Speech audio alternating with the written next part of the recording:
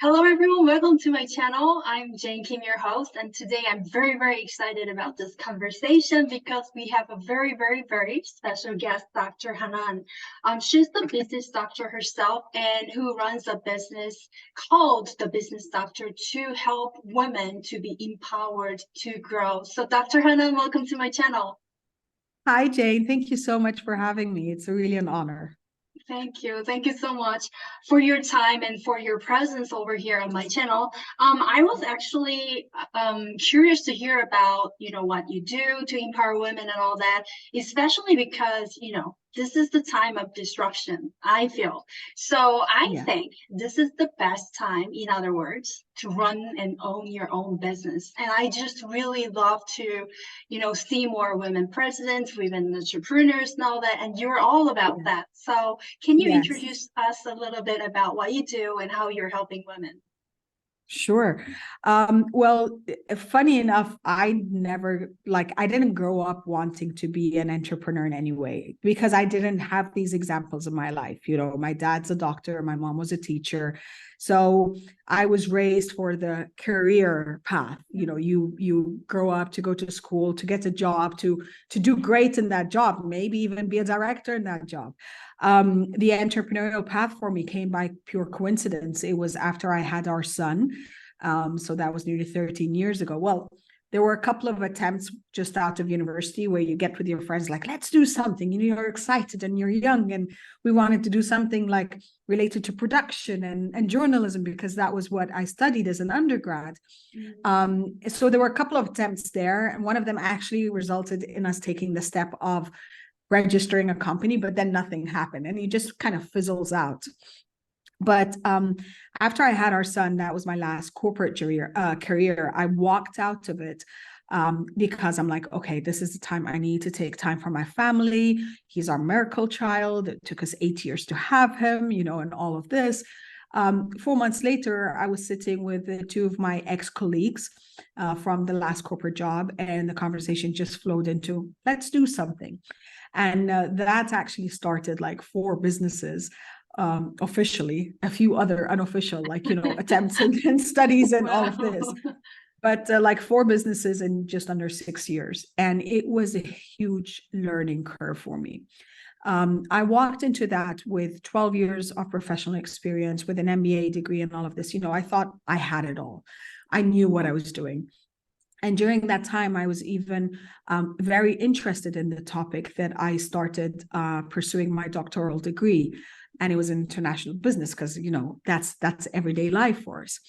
I walked out because I was completely burnt out, started having the fallout with my partners, and my health was deteriorating big time. And that degree that I was working towards, which should have taken about 3 years, estimated, was going on to about 4.5 years at that point in time, and there was no finish in sight. So I said, okay, I need to take time out. I need to take care of me. And I also want to finish this degree. I want to work on my thesis. It took 1.5 years to complete it rather than 6 months of what I had originally kind of planned. And when I was done, it was like, oh, now what? My health was actually worse. I'm the type that's psychosomatic, which means that my body manifests stress into physical symptoms. So I had the slip discs in my back, I had in my neck, the migraines, the gut issues, everything you could just think of. And I didn't feel happy and I didn't feel fulfilled, even though on paper, I've done all the ticks. I've done what it takes to be successful in life. And this for me was a transformational point. And this was over 5 years ago. So it was like about 5.5 years ago now where I completed it. Because after the 30-second celebration of, yay, I'm a doctor, now what? What do I do with my life? And just before that, I had started shifting towards, I want to empower women in business. I didn't really have a clear idea of what I wanted to do. I had just launched the idea of the business doctor because I thought it was cheesy and it was catchy, doctor, I've got a doctorate degree in business and, I do business.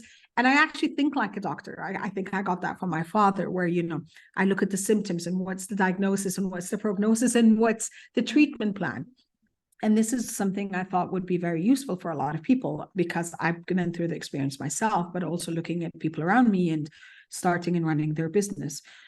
And then I went into a health coaching certification, because it was all the essence of what health coaching is about, is actually about your wellness and happiness.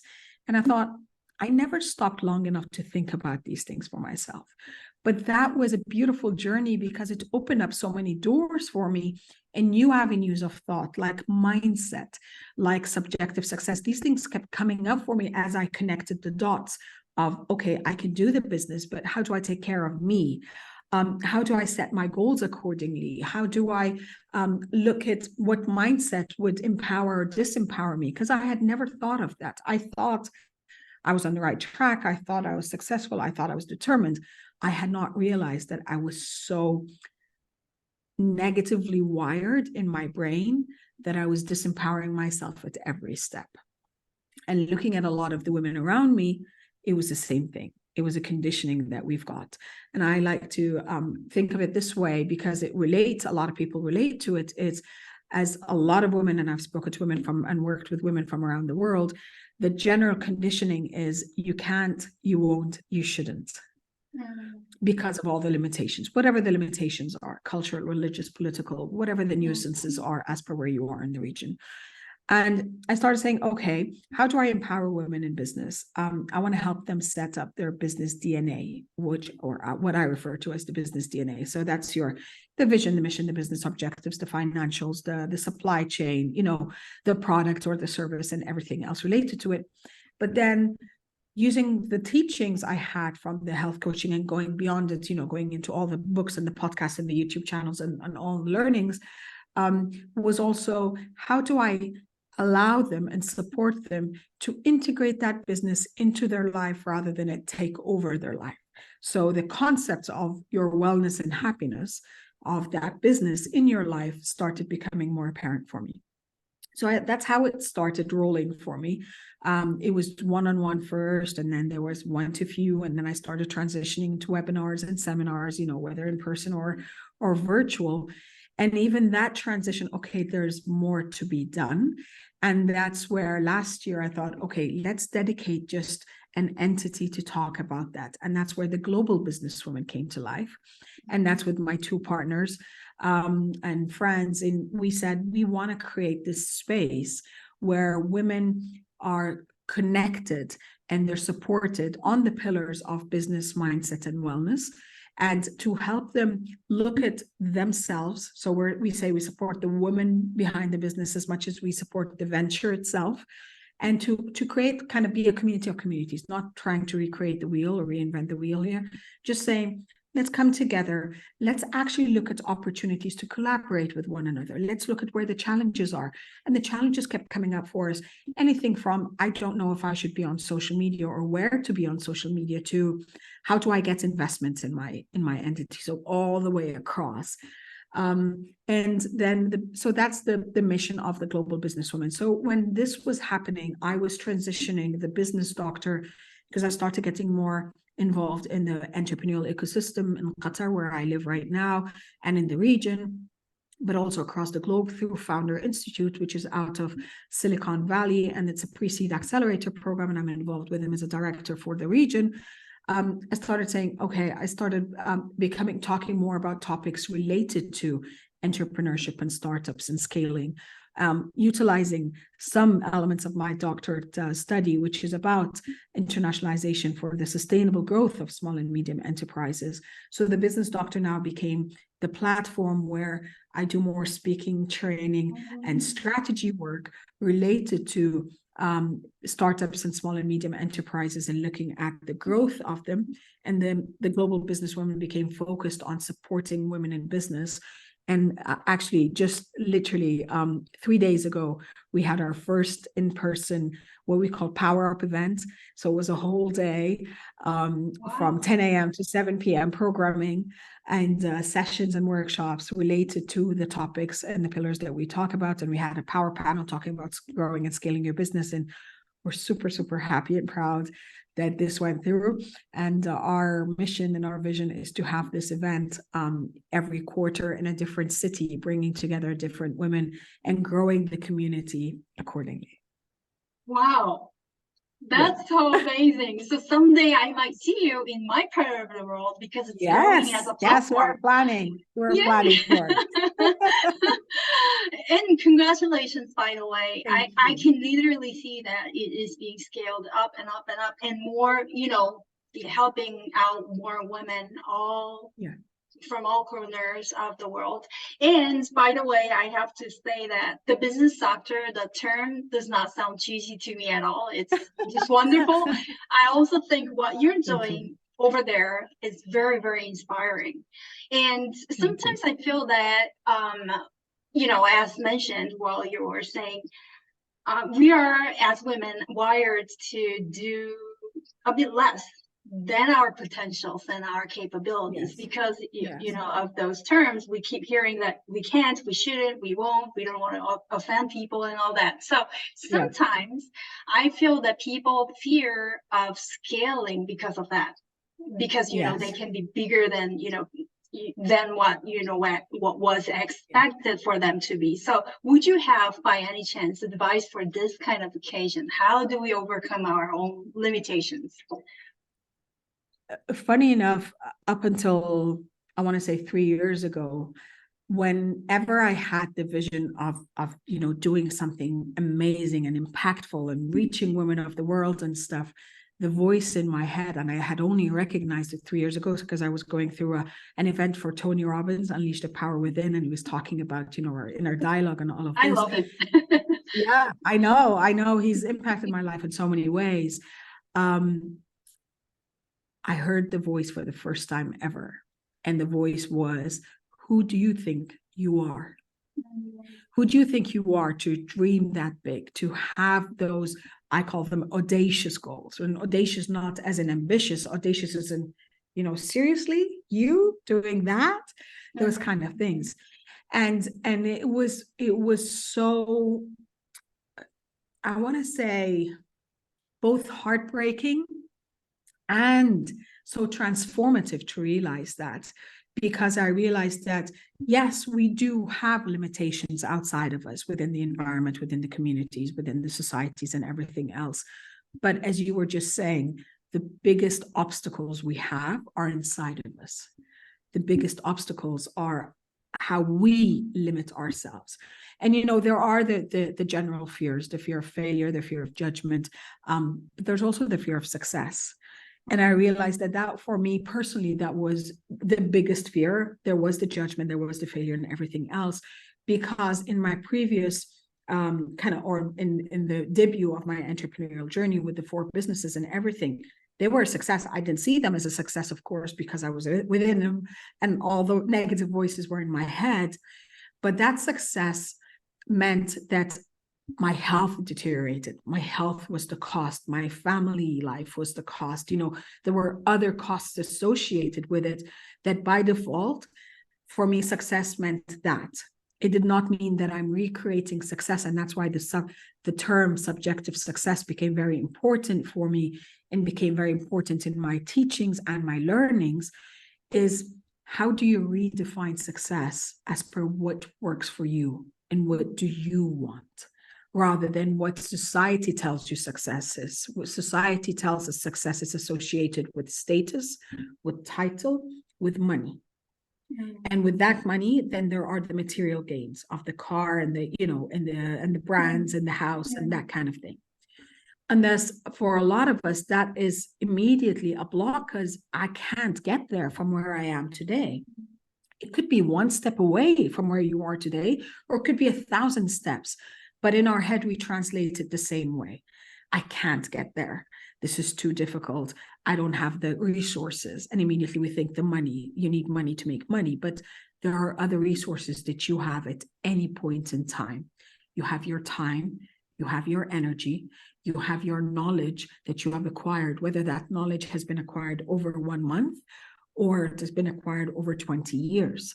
That's still a knowledge base. You have your money, whether that's $100 or $100,000.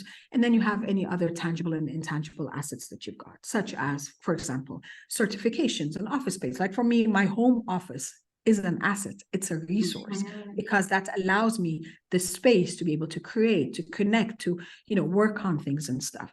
So changing that perspective became very important. In realizing, first of all, I have to give myself permission to dream as big as I want, because the world is my oyster and it's my mission and it's my vision and I can see it through. But then I have to go back and say, okay, this might take 10 steps or this might take 1,000 steps, but I need to take the steps. I need to start today. I need to be as consistent as I could. Whether today means I'm putting in an hour in the business because that's what I have in terms of my family commitments or my work commitments or anything else that comes up for me, or even time for me, which also is a priority. Or tomorrow, I can spend 15 hours and that would get me 2 steps. That would move the needle for me 2 steps rather than just half a step of what I was able to do today.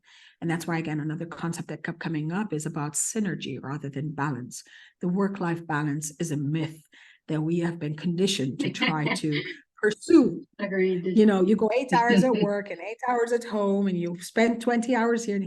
And that's not possible because we've always trying to achieve it. And what happens is we're compromising on ourselves in the middle.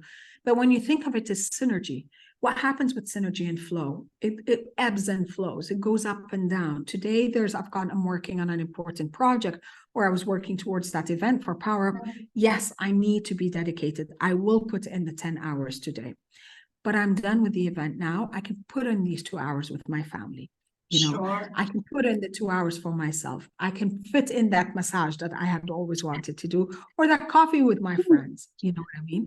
So that synergy then allows me this space and the grace to say, I am working towards that. And I'm working towards that. The third element has to be, the definition of what a SMART goal is specific, it's measurable, attainable, realistic, and timely. And I think the most important of these would be specific, as in where do I want to end up? Like, where's my end goal? And it doesn't have to be end goal as in this is where I stop. I've achieved it now. I don't need to go. It just means that this is the milestone I'm working towards. And then the second element of the SMART goals, which I think is extremely important, is the timely, is putting a target for yourself. Because I can achieve something in 6 months and I can achieve it in 6 years. I'm not saying I have to, crunch everything in my life and squeeze all my resources out to get to the 6 months. But if it means that much to you, then yes, you have the capacity to get it within the 6 months. You know what I mean? So once we start, I think, let's just say, putting it into logical small steps, and that's the Kaizen method. It is, the small incremental steps. It makes a lot more sense that we then are not intimidated by our dreams, that we are not stopping to say, I can't do this, or this hasn't been done before. We talk of the glass ceilings, and I think that holds us back because, first of all, what's a glass ceiling? It's transparent. You're not really seeing it, but you know that something is blocking you from kind of jumping up to that next level.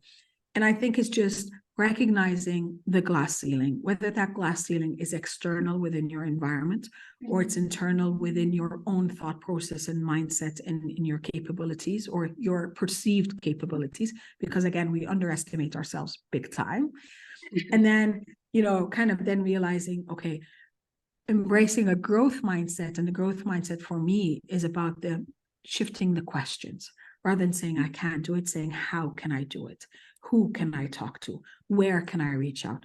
I might not be in the right market for what I want to kind of put out to the world, or how I want to serve the world in terms of a product or service. Then now we have the capabilities and we have the tools to cross borders with ease. Before, it was all about the physical crossing of borders, of creating contacts and communication and networks and physically starting somewhere else. Now we're talking across borders and across continents, and we've already crossed borders. You know what I mean? So there are a lot of things and a lot of tools, and we've got the AI coming up, and we've got everything that just supports us to work towards that. But you could have all the support within your ecosystem and within your family and friends and kind of even your networks. But if you don't believe it for yourself, no one can nudge you enough to take one step forward. And this is what I would call to every woman and every man listening to us today. Believe that it is possible. If you still don't believe it, seek the stories and the examples that will help you to believe it outside of you. Look at the biographies, listen to the stories, listen to the podcast and the YouTube channels of the stories of others who started from nowhere, who started way back.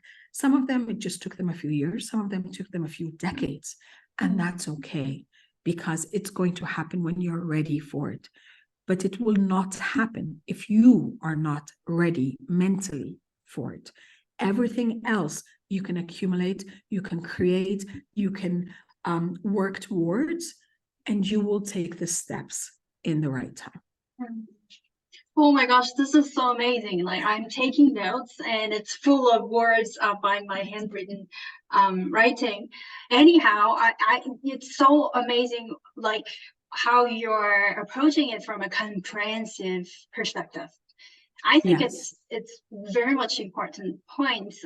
You covered and touched upon very important points regarding how it should be, for one, step-by-step approach, and two, that eventually allows us to, approach our success from a broader angle, I believe, because it's a journey rather than just a one-step jump or leap. It wouldn't happen overnight, but as you mentioned, if you focus on your resources and your strengths and all that, and you can grow and you allow yourself to grow within a limited timeline, that is also possible. So I think you're mentioning very important points over here, and I couldn't agree more with you. And also, I'm very, very thankful that I'm hearing all this great information, empowering messages in person, although it's a virtual meeting. I also think many people can be inspired by joining your platform, the Business Doctor. So would you introduce a little bit about where we can find you further, and which is the fastest and easiest way to join your community, amazing community of women? So for the Business Doctor, there is HB_ the Business Doctor. That's on Instagram. So I post, again, I'm working on my consistency myself. So it's not as consistent as I'd like it to be, but I do post some reels. I post about the events I'm at, because I'm super grateful for the events where I get to be on a panel or moderation or, kind of doing a workshop to share the knowledge. There's also the Business Doctor on Facebook page.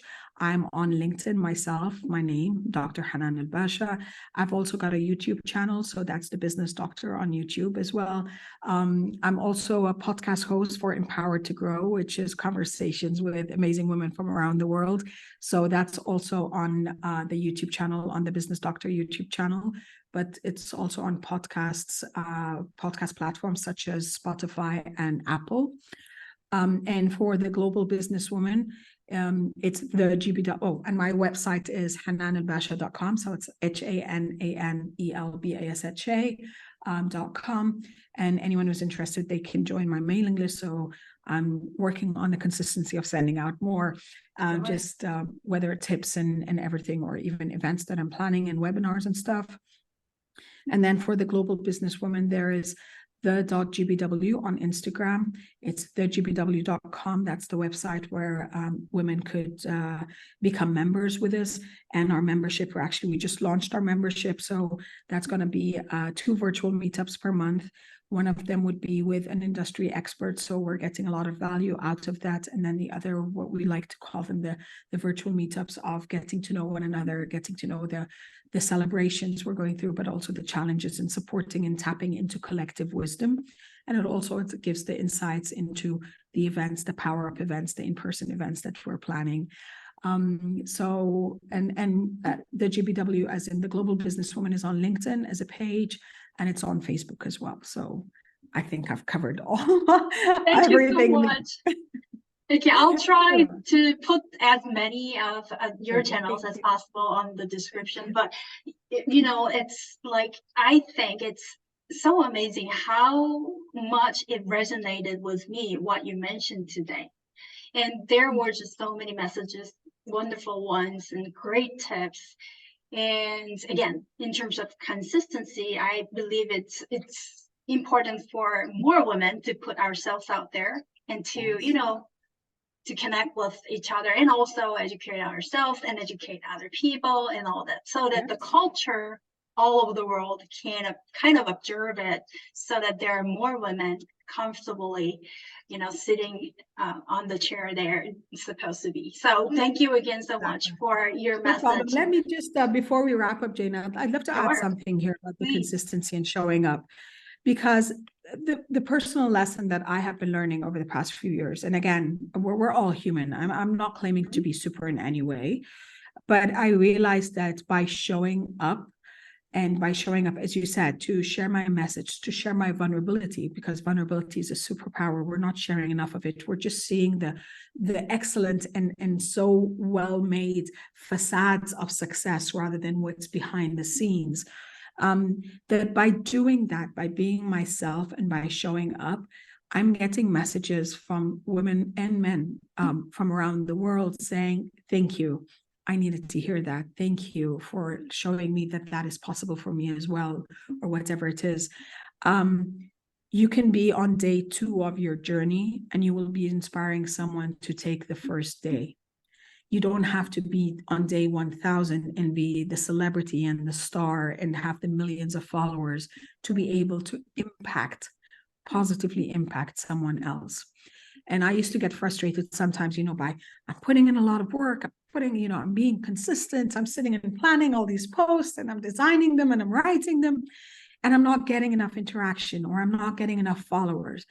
And then 2 things happen. Within not enough interactions, yes, we live in the world of the scroll. You know, a lot of people are going to be fascinated by what you're saying, but not necessarily stopping to say that. And it will take them a month to 6 to come back and say, thank you, that's impacted me. I've been following you. They had never reacted, but they're doing that. And number 2 is the fact that when I kept fixating on I don't have enough followers, I said, okay, when I reach, for example, the 1,000 mark, I said, imagine if I'm just standing here and there's 1,000 people in front of me. Wow. These 1,000 people made the choice to follow me, to listen to what I'm saying. And I hope that I'm giving them something positive to think about. And that's it. So whether it's 10 people, 100 people, 1,000, million, you are talking to people and you are positively impacting these people by serving them, by showing up. And that's what you should be focusing on. So thank you. Oh, wow. That was a powerful message. So this was a really wonderful, inspiring talk that I had with you today. And I'm very, very sure that many of us out there will be inspired as much as me. Thank you for the opportunity. Thank you so much. Thank you so much. And I really look forward to your future journey also. So keep in touch. I will, for sure. For sure, for sure. Thank you so much again. Have a wonderful day. Thank you. Bye, everyone. Bye.